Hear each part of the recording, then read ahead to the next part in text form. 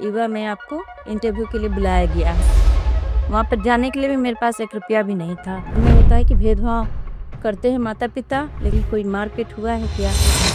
मिली है, लेकिन हम उसको शेयर नहीं कर सकते। वो खुद मेरी ज़िंदगी से रिलेटिव है। जैसे जुझुर करके वो कुछ जॉब भी कर रही हैं लड़कियाँ। सेफ्टी या ट्रस्ट का इशू आता है, जैसे कुछ लोग बोलने में घबराते होंगे नए लोग कि भाई इनसे कैसे बताएं क्या चीज़ मेरे साथ हो गया है, कोई उनको मारा पीटा है या इस तरह के महिला उत्पीड़न हिंसा। ग्राउंड पर काम करना सिर्फ ड्यूटी नहीं होता, ये रोज किसी न किसी जिंदगी से जुड़ने का एहसास होता है। जो फील्ड में रहकर जिंदगियां बदलते हैं, एक ऐसी ही शख्सियत हमारे साथ आज मौजूद है आरपी स्टूडियो में। बहुत बहुत स्वागत करते हैं हम ईवा फाउंडेशन की फील्ड कोऑर्डिनेटर नीतू जी का। बहुत बहुत स्वागत है मैम। नमस्ते। तो सबसे पहले नीतू जी ये बताएं कि आप ईवा फाउंडेशन से कैसे जुड़ी। पहले तो मैं 2017 से आकांक्षा सेवा सदन से काम कर रही थी, जेंडर बेस्ड वायलेंस पे। उसके बाद मैं वहाँ पे की तो एमपीएमएस का प्रोजेक्ट था, मेरी पंचायत मेरी शक्ति। उसमें ज़्यादातर महिलाओं किशोरी और पीडब्ल्यूआर के साथ काम था, और हम ज़्यादातर फील्ड वर्कर ही थे, फील्ड में ही काम करते थे। अच्छा।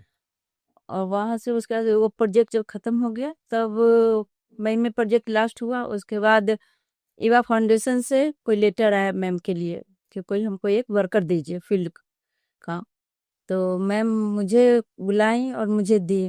तो हम मुझे नहीं पता था, लेकिन मैम बोली कि ईवा में आपको इंटरव्यू के लिए बुलाया गया है इतनी डेट को। तो बोले मैम ये कहाँ पे है, ये तो मुझे पता भी नहीं है, हम पटना के लिए गए भी नहीं हैं। तो आप जाइए, यहाँ का पता हम आपको देते हैं। उस समय बिल्कुल मेरे पास वहाँ पर जाने के लिए भी मेरे पास 1 रुपया भी नहीं था। फिर भी मैम मुझे पैसा भेजी और मैं उसी पैसे से गई। वहाँ पे मुझे सर मतलब ज़्यादा नहीं पूछताछ, वही फील्ड में आप करते क्या हैं? जी। तो हम बोले कि मैम महिलाओं के लिए हम काम करते हैं, जेंडर बेस्ड वायलेंस पे ज़्यादातर फोकस होता है। जो लड़कियाँ कभी घर में होता है कि भेदभाव करते हैं माता पिता, लेकिन उनको तोड़ करके वो लोग आगे निकले। ज़्यादातर लड़कों को ही बढ़ोतरी देते हैं वो लोग, लड़कियों को बिल्कुल नहीं देते हैं। तो उनके पर फोकस ज़्यादा हम लोग करते हैं। तो उसके बाद मेरा सिलेक्शन हो गया वहाँ पर के, और उसके बाद मैं वहाँ से काम करने लगी। और यहाँ पर जब मुझे ट्रेनिंग दिया गया, तो मौलिक अधिकार पे, संविधान पे दिया गया ट्रेनिंग मुझे, युवा फाउंडेशन में मुझे जब जोड़ा गया तो। जी। तो सबसे पहला दिन जब आप काम के लिए गई, कैसा एक्सपीरियंस रहा आपका?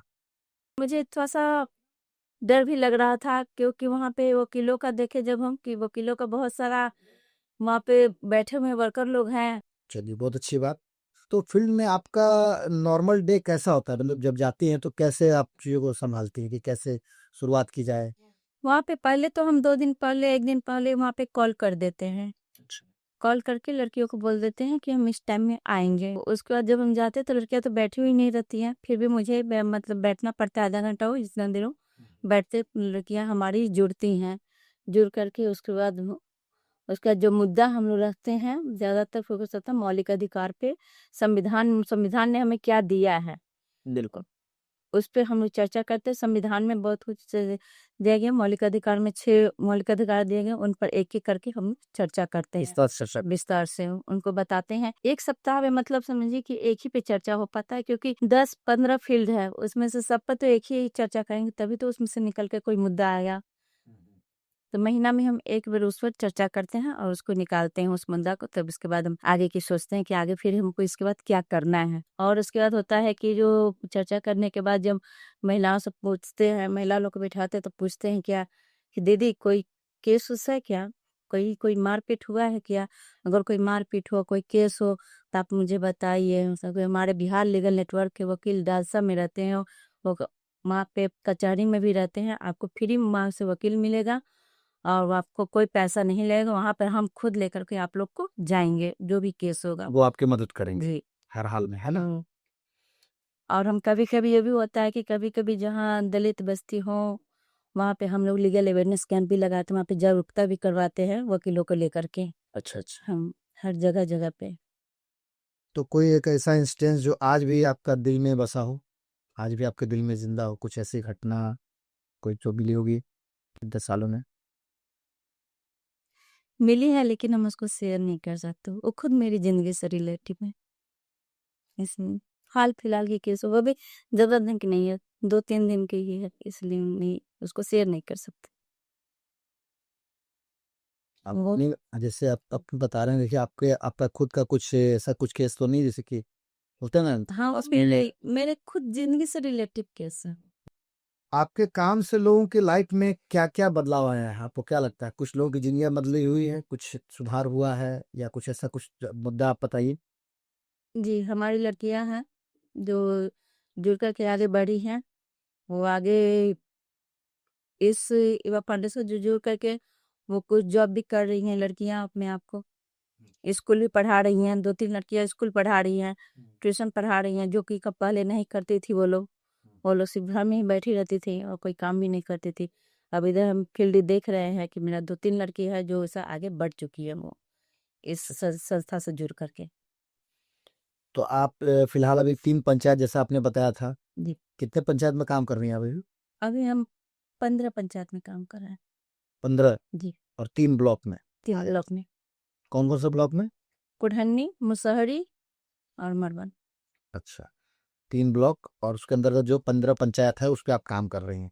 तो टीम के साथ काम करने में कैसा, मतलब कैसे हो पाता है ये सब चीज़ें? आंगनवाड़ी से या कनेक्शन ये कैसे-कैसे जोड़ती कैसे हैं आप? वो आंगनबाड़ी से जा कर के पहले मिलते हैं उनसे, बात करते हैं। अगर वो टाइम देती हैं तो जा कर के अगले दिन फिर उनसे बात-उत करते हैं। उसके बाद हम उन लोग को बुलाते हैं। कोई भी मीटिंग होता है तो उन लोग को बुला कर के बात करते हैं। उसके बाद जो मुद्दा निकलता है, मैं किशोरियों से जुड़ कर के जो स्वास्थ्य का हो या कुछ भी का हो, वो निकलता है तो वो आंगनबाड़ी के अंदर मतलब सहायिका जो सेविका होती हैं वो बताती हैं उन लोग को, जो उन लोग को लाभ मिले, कुछ भी किशोरी को, उनके बारे में वो लोग चर्चा करती हैं, लेकिन जा कर के पहले मिलना पड़ता है उन लोग से। कभी सेफ्टी या ट्रस्ट का इश्यू आता है? जैसे कुछ लोग बोलने में घबराते होंगे नए लोग कि भाई इनसे कैसे बताएँ क्या चीज़ मेरे साथ हो गया है? कोई उनको मारा-पीटा है या इस तरह के महिला उत्पीड़न, हिंसा की बात जल्दी कोई बोलना नहीं चाहता है। नहीं। आपको क्या लगता है, कभी-कभी होता है ना कि भरोसा कैसे हाँ, करें आप पे? मेरा से ये कैसे क्या होगा? हाँ, कितनी महिलाएँ होती हैं कि नहीं बताती हैं। हाँ, जब बताते हैं उनको कि अब मेरे साथ क्या हुआ है, उनको देखते हुए तब वो अपना शेयर करती है कोई भी बात कि मेरे साथ क्या घटना घटी, उसको देखते हुए वो अपना घटना बताती हैं कि आपके साथ भी ऐसा हुआ होगा, मैंने तभी तो आप कह रही हैं। बिल्कुल, कहीं न कहीं मुझे ऐसा लगता है कि महिला सशक्तिकरण की बात वही करते हैं जो कमज़ोर हुए। कभी न कभी उनको चोट लगी है, कभी न कभी कोई दर्द है जो किसी कोने में ज़िंदा है और वो नहीं चाहते कि वही दर्द किसी अगले को मिले। ले क्या मैम, जी, यही बात है ना? जी। अचानक से कुछ हो गया, तो तत्काल में किससे संपर्क करना चाहिए, अगर कुछ है तो ऐसा बताइए? तो रात को मान लीजिए ये सब खबरा इस तरह की जो घटना है, वो रात में ज़्यादा होती है। रात में हमको मेरा हस्बैंड मार रहा है या मेरा कोई सास-ससुर या कोई इस तरह की दिक्कत कर रहा है, चाहे जो भी कोई है, हमको परेशान कर रहा है, चाहे रास्ता का कोई आदमी क्यों ना हो। जी, कि जहाँ भी हम लोग मीटिंग करते हैं, कुछ भी होता है, इसीलिए हम लोग अपना नंबर देते हैं, इमरजेंसी नंबर। इमरजेंसी नंबर देते हैं कि अगर कुछ भी हो, आप लोग हम पे कॉल करिए और हम नहीं होगा तो संस्था को कॉल करेंगे, संस्था कोई ना कोई पेमेंट करेगी, मदद मदद करेगी। और नहीं, उससे ज़्यादा नहीं होगा तो ज़्यादातर आप लोग हम पे कॉल करिए, हम खुद आप लोग को कमेंट करेंगे वहाँ पे। आपकी हेल्प जी। करेंगे। चलिए बहुत-बहुत धन्यवाद नीतू जी, आज की इस खास मुलाकात के लिए, और हम लोग आपसे और विशेष जानकारी लेंगे अगले भाग में। तब तक के लिए बहुत-बहुत धन्यवाद।